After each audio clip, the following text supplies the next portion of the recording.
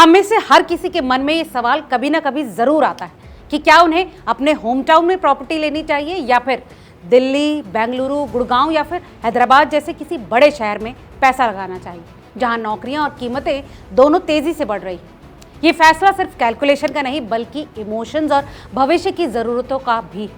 आज के इस वीडियो में आपको बताएंगे प्रॉपर्टी से जुड़े इस बड़े फैसले के फायदे और नुकसान।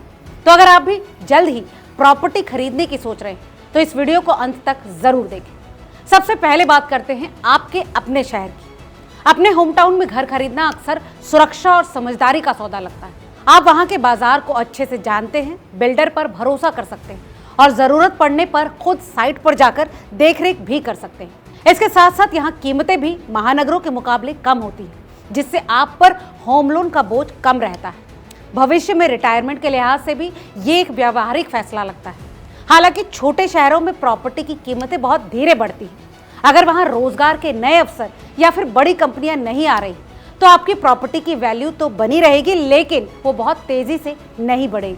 अब बात करते हैं महानगरों यानी कि मेट्रो सिटीज की। बेंगलुरु, पुणे या फिर नोएडा जैसे बड़े शहरों में निवेश का मतलब है डेवलपमेंट की लहर पर सवार होना। दोस्तों याद रखें कि जहां दफ्तर खुलते हैं वहां लोग आते हैं, और जहां लोग आते हैं वहां जाहिर तौर पर घरों की मांग भी बढ़ती है।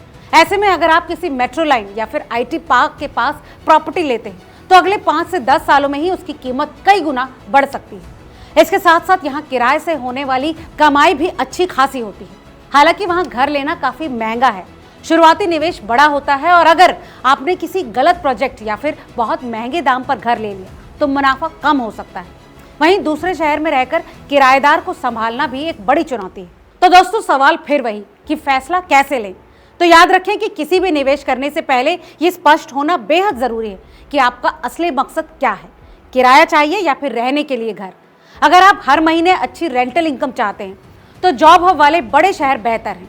वहीं अगर आपको पैसा बढ़ाना है या फिर बचाना है, मतलब अगर आपका लक्ष्य लंबे समय में पैसे को कई गुना करना है, तो बुनियादी ढांचे और माइग्रेशन ट्रेंड्स को गौर से देखें। भावनाएं कितनी जरूरी हैं। अगर आप भविष्य में अपने माता पिता के पास या फिर अपने पुरानी जड़ों में लौटना चाहते हैं तो होम टाउन ही सबसे अच्छा ऑप्शन है। दोस्तों अगर इस पूरी बहस के निष्कर्ष की बात करें तो प्रॉपर्टी में निवेश का कोई एक सही जवाब नहीं होता। पैसा वहां बढ़ता है जहां मांग होती है, लेकिन मानसिक शांति वहां मिलती है जहां आप सुरक्षित महसूस करते हैं। कई लोग समझदारी दिखाते हुए बड़े शहरों में रिटर्न के लिए छोटा निवेश करते हैं और अपने शहर में रहने के लिए एक घर रखते हैं।